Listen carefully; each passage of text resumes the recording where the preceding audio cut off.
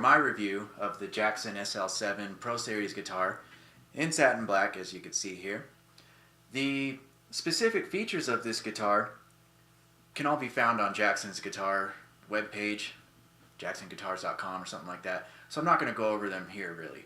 But I will say when I received this guitar, it was set up to 230 seconds at the 12th fret. I like it at 130 seconds, so I was able to get it that low, and there is no fret buzz.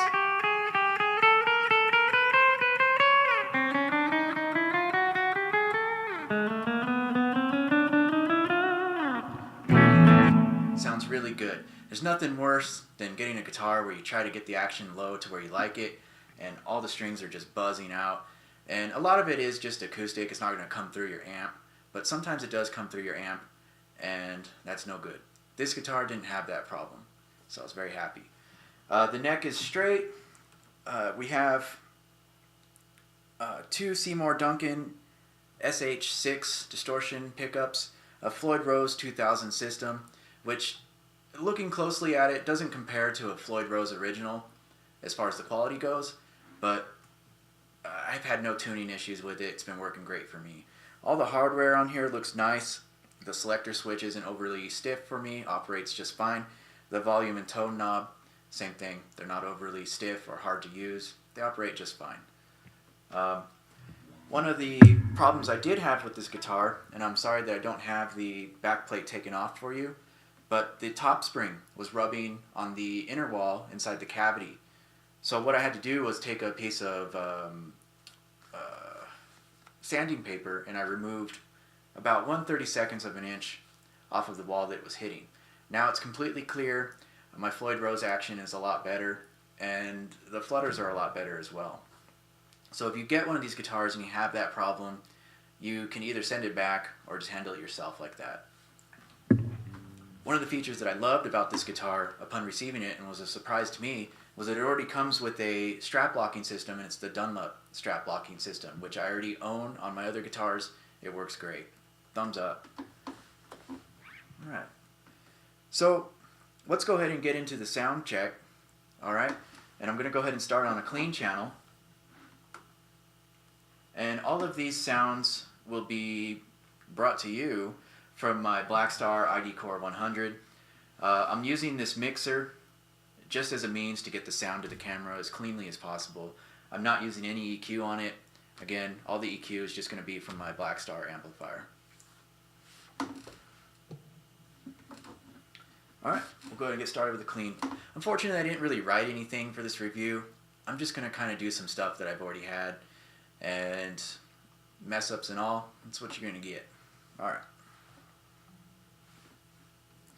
So right now I have the selector in the bridge position, so this will be from the bridge pickup.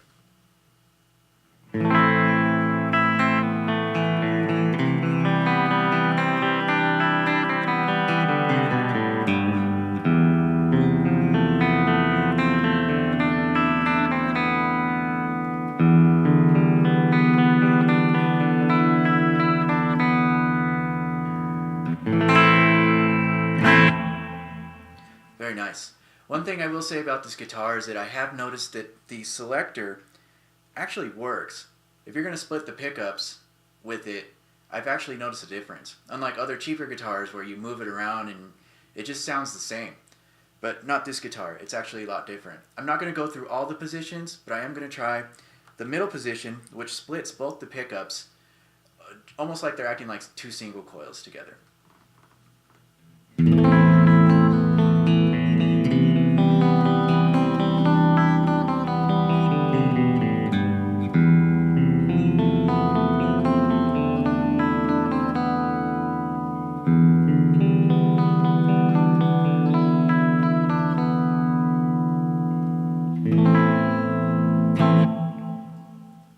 Alright, now we're going to go all the way up to the full neck position.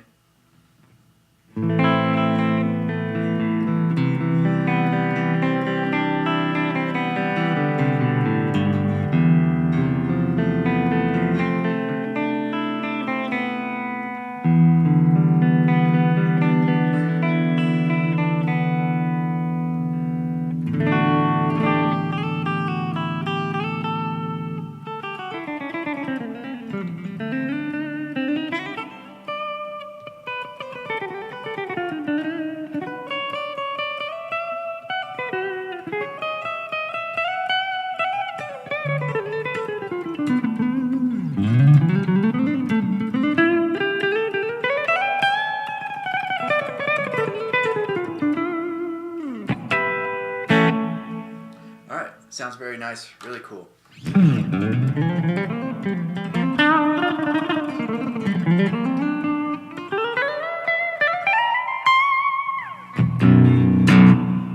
Cool, so that was clean.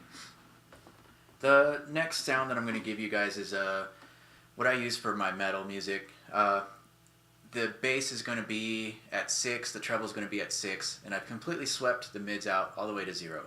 The gain is all the way up. Some of you are going to think that it sounds muddy and stupid and it's an ugly tone. Stop that shit, dude. Gain all the way up is badass.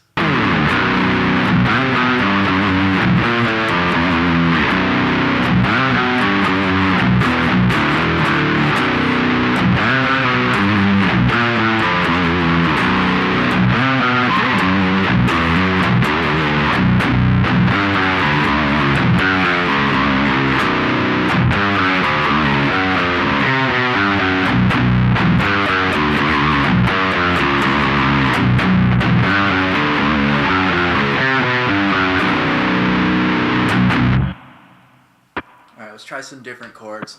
It doesn't always have to be on the low B string. Right?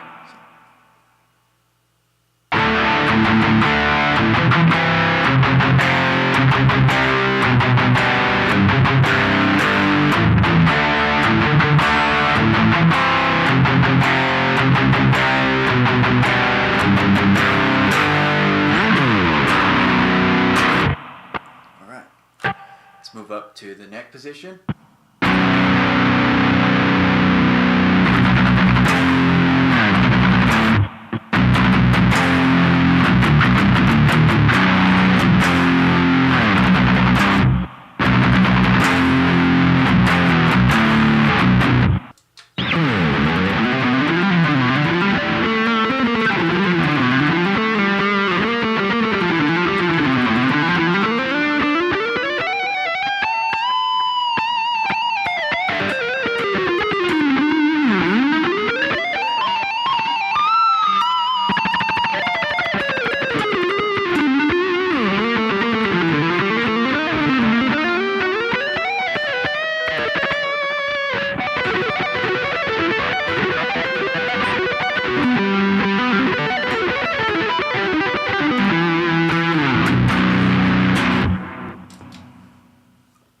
Anyways, and I do need practice. I don't claim to be no Shreddy Krueger. I'm definitely no Steve Vai. I'm definitely no Neo Geo. Really badass guitar players. Anyways, my final thoughts on this guitar is that it is a really good guitar. I have no regrets on buying it. If I didn't already mention, the MSRP on this guitar is just under $1,500. I bought it for $1,100, and again, I was really bummed out to see that spring in the back touching the wall.